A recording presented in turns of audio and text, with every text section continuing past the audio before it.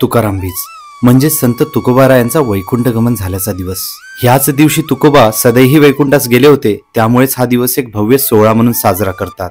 याची देही याची डोळा, एकदा तरी हा सोहळा आयुष्यात पाहावा अशी प्रत्येकाचीच इच्छा असते। यासाठीच महाराष्ट्राच्या कानाकोपऱ्यातून वारकरी भाविक भक्त देहूमध्ये जमायला लागतात। तर तुकाराम बीज नक्की कशी असते, या निमित्ताने कोणकोणते कार्यक्रम देहूमध्ये असतात, तुकोबांचं वैकुंठ गमन म्हणजे नक्की काय, नांदुरकीचा वृक्ष या दिवशी हलतो का, या आणि अशा अनेक प्रश्नांची उत्तरे तुम्हाला या व्हिडिओतून मिळतील। तर माऊली, हा व्हिडिओ पुढे बघण्याआधी हा व्हिडिओ तुम्ही कोणत्या गावातून किंवा शहरातून पाहताय हे आम्हाला कमेंट करून नक्की सांगा। तर चला सुरुवात करूया रामकृष्ण हरी या नामाने। फाल्गुन वद्य द्वितीया म्हणजे संत तुकोबारायांचा सदैव वैकुंठ गमनाचा दिवस। या दिवसाला आज आपण तुकाराम बीज म्हणून साजरा करतो। तुकाराम बीज हा सोहळा नेमका काय असतो, तुकाराम बीजेच्या दिवशी देहूमध्ये नेमकं कोणकोणते कार्यक्रम होत असतात, तर चला आज बघूया तुकाराम बीजेचा संपूर्ण सोहळा। तुकोबांचं देहू बीजेनिमित्त वारकऱ्यांनी फुलून गेलेलं दिसते। बीज पाहता यावी यासाठी पहाटेपासूनच भाविकांचा जनसागर देहू गावात पोहोचलेला असतो। बीजेच्या या सोहळ्याची सुरुवात होते मुख्य मंदिरातील दर्शनाने। तुकोबांच्या बीजेनिमित्ताने मुख्य मंदिर फुलांच्या माळांनी सजवलेलं असते। देऊळवाड्यातील स्वयंभू विठ्ठल मंदिर तर विविध रंगी पुष्पांनी खुलून दिसायला लागते। विठुरायांचं दर्शन घेऊन आपण शेजारीच असलेल्या शिळा मंदिरात येऊन पोहोचतो। तुकोबांचं जगप्रसिद्ध असलेलं शिळा मंदिर आकर्षक सजावटीने अधिकच सुंदर दिसायला लागते। जगद्गुरु तुकोबांचे आपण दर्शन घेतो व भरून पावतो। देऊळवाड्यात इतर अनेक छोटी मोठी मंदिरं आहेत, त्यात बाजूलाच असलेलं प्रभू श्रीरामाचं मंदिर नेहमीपेक्षा जास्त खुलून दिसतं। मुख्य मंदिरासमोर श्री हनुमानाचं छोटेखानी मंदिर आहे आणि त्या शेजारीच श्री गरुड मंदिर आहे। देऊळवाड्याच्या मागे चौथऱ्यावर श्री हरिहरेश्वराचं शिवलिंग आहे।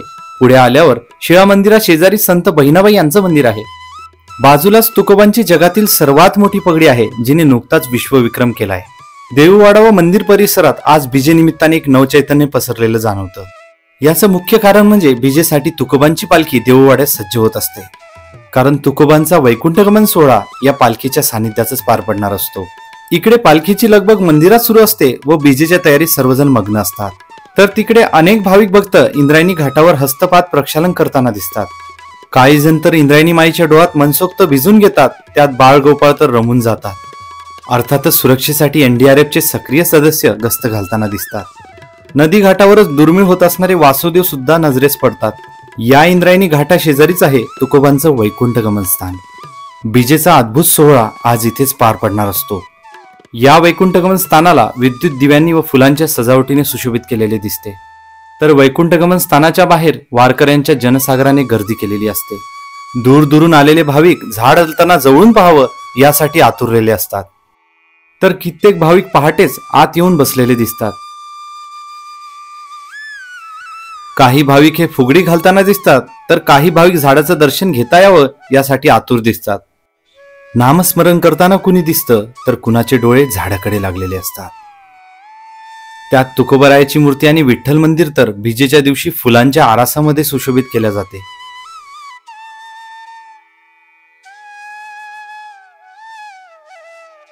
आज तुकोबा व विठोबा एक रूप झाले अशीच अनुभूती होते।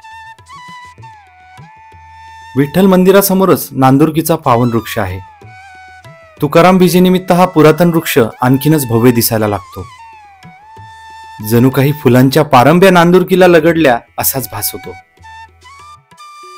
या वृक्षाची केलेली सजावट एवढी आकर्षक असते की जवळ जाऊन कधी एकदा दर्शन घेऊ असं प्रत्येकालाच वाटतं।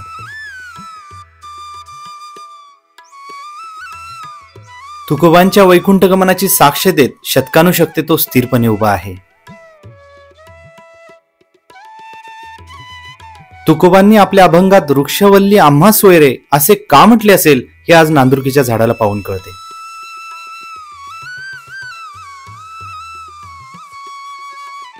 एवढ्यात काहीतरी लगबग जाणवली।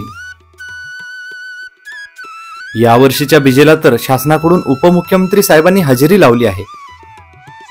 त्यांचा विशेष सत्कार करण्यात आला व जगद्गुरु श्री संत तुकाराम महाराज पुरस्कार देऊन त्यांना गौरवण्यात आले। वैकुंठ गमन स्थानी साधारण 10 वाजेच्या सुमारास कीर्तनाचा कार्यक्रम सुरू होतो।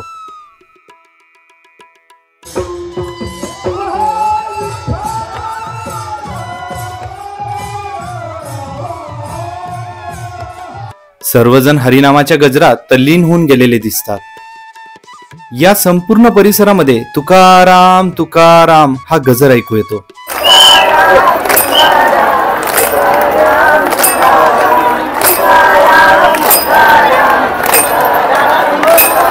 भक्तिरसातील वारकरी, कीर्तन, नामस्मरण, हरिनाम, जयघोष या सर्वांनी वातावरणात एक चैतन्य स्फुरण चढतं.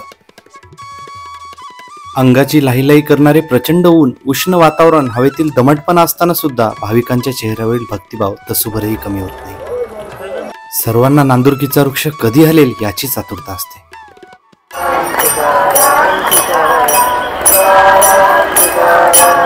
आता मात्र स्वयंसेवकांची लगबग होताना दिसते.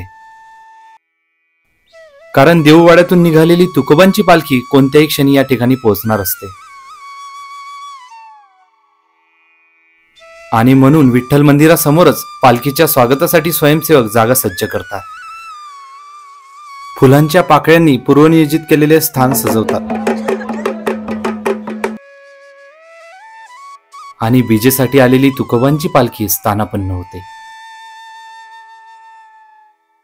तुकोबांच्या पादुकांचे दर्शन व्हावे किंवा पालखीला स्पर्श तरी करावा यासाठी प्रत्येकाची लगबग असते. कोणताही अनुचित प्रकार घडू नये यासाठी पूर्वतयारीत पोलीस कर्मचारी सज्ज असतात. थोड्याच वेळात तुकोबांच्या पादुका विठ्ठल मंदिरात स्थिरावतात. आता तुकाराम तुकाराम जयघोषाने सर्वोच्च शिखर गाठलेलं असतं.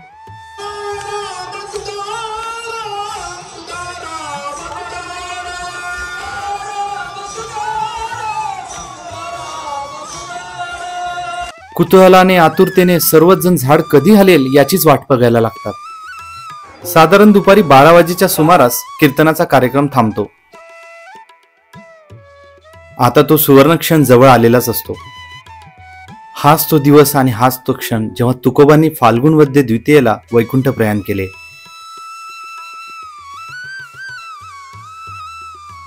आणि भगवंताच्या स्पर्शाने नांदुरकीचा वृक्ष शहारला.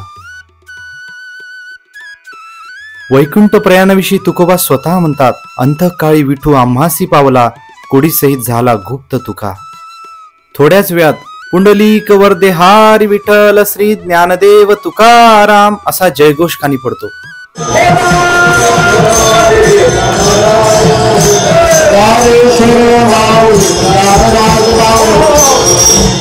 नांदुरकीचं झाड हल्ले म्हणजे सोहळा संपला असे नाही, तर यानंतर तुकोबांच्या पादुका मंदिरातून बाहेर पालखीकडे येतात. यानंतर भाविक भक्त पालखी व पादुकांजवळ जमायला लागतात. मोठ्या सुरक्षेनिशी आणि काळजीपूर्वक पालखी काही वेळातच वैकुंठगमन स्थानातून बाहेर पडते.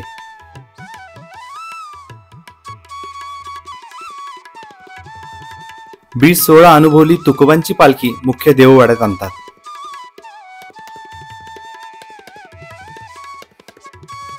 पालखीची मुख्य मंदिराला प्रदक्षिणा घातली जाते.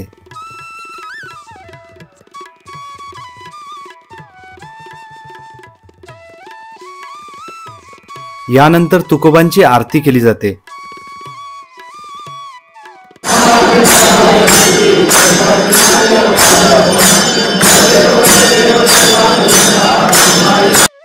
बीजेला आलेला जनसागर कुणी मंदिरात थांबतं, कुणी घाटावर जातं, तर कुणी नवचैतन्य घेऊन आम्ही जातो आमुच्या गावा, आमचा रामराम घ्यावा असे म्हणत ऐहिक संसारात पुन्हा परततं. तर हा संपूर्ण होता तुकाराम बीजेचा सोहळा. या सोहळ्याच्या दिवशी नांदुरकी वृक्षाचं पावन पद्धतीने हलणं आणि संत तुकोबारायांची आठवण करून देणं. भगवंताच्या पावन स्पर्शाने हे झाड आजही हलतं. तर आपल्याला हा व्हिडिओ कसा वाटला हे आम्हाला कमेंटद्वारे नक्की कळवा. हा व्हिडिओ जास्तीत जास्त शेअर करा आपले सर्व भावी भक्त आणि वारकऱ्यांपर्यंत. भेटूया पुन्हा एका नवीन व्हिडिओमध्ये एका नवीन ठिकाणी. तोपर्यंत रामकृष्ण हरी. जय हरी माऊली.